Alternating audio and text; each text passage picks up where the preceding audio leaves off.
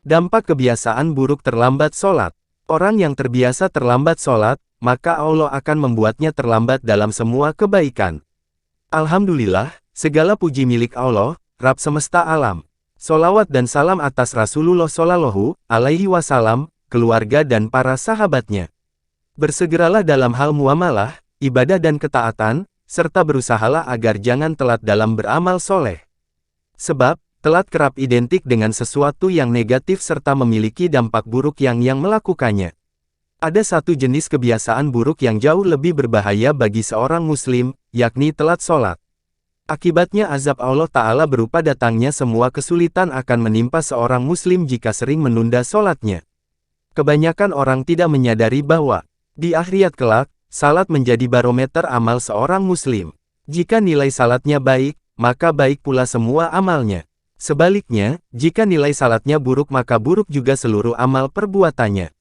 Dari Abu Hurairah radhiyallahu anhu, berkata, aku mendengar Rasulullah Shallallahu Alaihi Wasallam bersabda, Hisabul abdul qiyamati lihi la tuhulu hatlaha alif.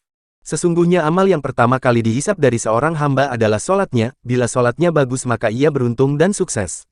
Bila salatnya rusak maka ia telah rugi dan menyesal. Hadis riwayat Abu Dawud, Al-Tirmidzi, dan Al-Nasai. Hadits ini disahihkan oleh Syekh Al-Albani.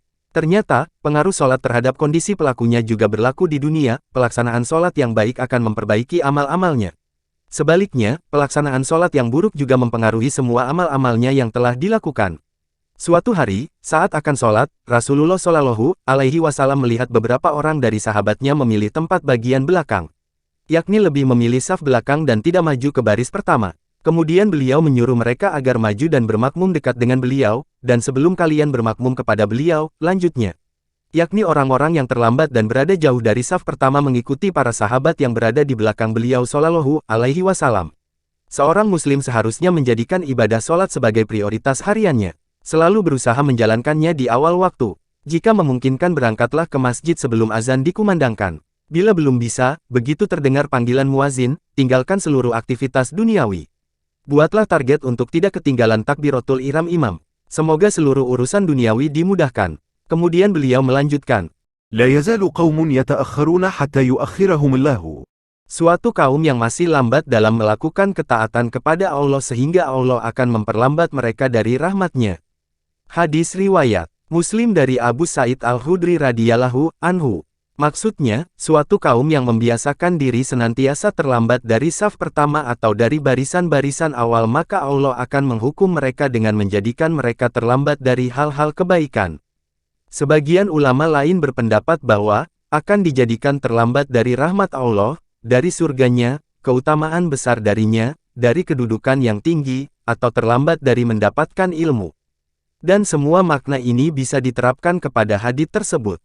Syekh Ibnu Utsaimin rahimahullah menjelaskan makna hadits ini sebagai berikut, bahwasanya Nabi Shallallahu Alaihi Wasallam pernah melihat satu kaum mengambil tempat belakang di masjid. Yakni, tidak mau maju ke barisan-barisan depan. Kemudian beliau bersabda, tidak diragukan lagi juga, bahwa melambatkan diri melakukan ibadah sholat itu lebih buruk daripada melambatkan diri dari barisan pertama. Dari sini, dikhawatirkan, apabila seseorang membiasakan dirinya terlambat dalam ibadah maka Allah, Azza wa Jalla akan menghukumnya dengan mengakhirkannya, menjadikan ia terlambat dalam semua hal-hal kebaikan. Fatwa Syekh Ibnu Utsaimin, 13/54. Sebagian ulama memahami bahwa yang dimaksud oleh hadits ini adalah jamaah munafikin. Namun yang benar, seperti dituturkan Imam Al-Syaukani rahimahullah di Naulul Autar, dan yang nampak bahwa hadits ini berlaku umum bagi kaum munafikin dan selainnya. Hadits ini mendorong untuk berada di saf awal dan peringatkan dan menjauhinya. Banyak orang mengeluh mengapa urusannya serba susah. Mengapa telat rezekinya, mengapa telat dikabulkan doanya, mengapa telat pahamnya terhadap ilmu. Lalu, mengapa telat sembuh dari penyakit yang dideritanya. Berbagai kesulitan tersebut adalah efek negatif dari kebiasaan dia telat salat. Setan secara bertahap menyesatkan manusia.